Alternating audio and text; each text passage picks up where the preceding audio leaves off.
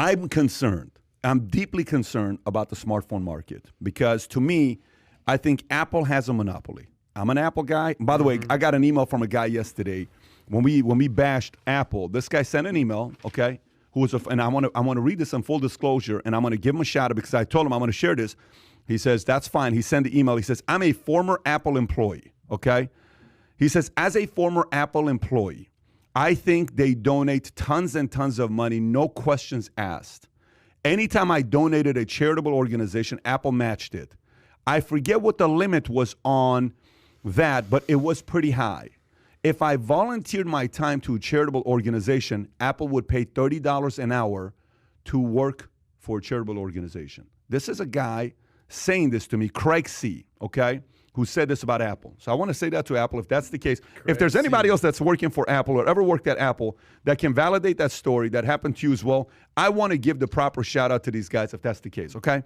So now, but I do have a concern. I think the number one monopoly right now in America is Apple, and it comes down to the smartphone game.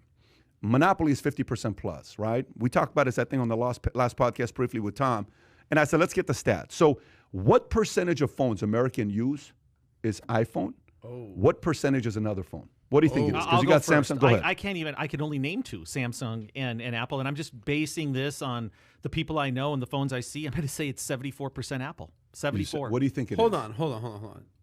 We're saying that 50% is a monopoly. Yeah.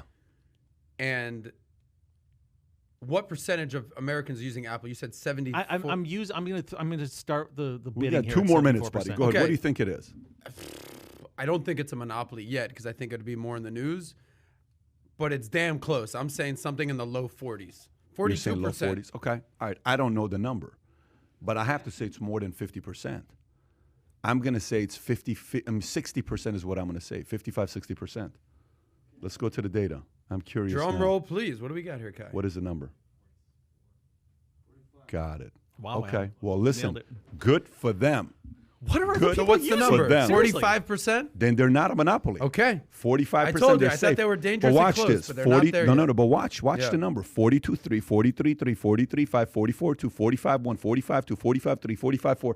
45, yeah. It's not looking good for anybody else. And our BlackBerry is out the game, and BlackBerry is doing what? BlackBerry's what's the thing about BlackBerry? BlackBerry spikes record 65% after finalizing deal with Amazon for automotive data software. BlackBerry surge at, their software called Ivy allows automakers to read vehicle sensor data and improve systems and performance according to press release. The stock's leap is its biggest one-day gain on record and places shares at their highest level since April 2019. BlackBerry was known as a cell phone company. Now they're selling intelligent vehicle data platform. Yeah.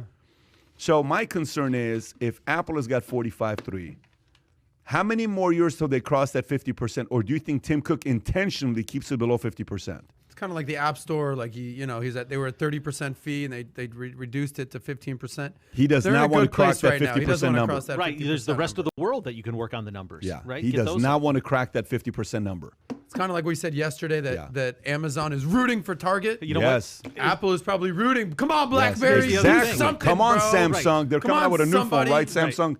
I mean, Apple's strategy is you need a new one every year. So that you don't need to be over 50%.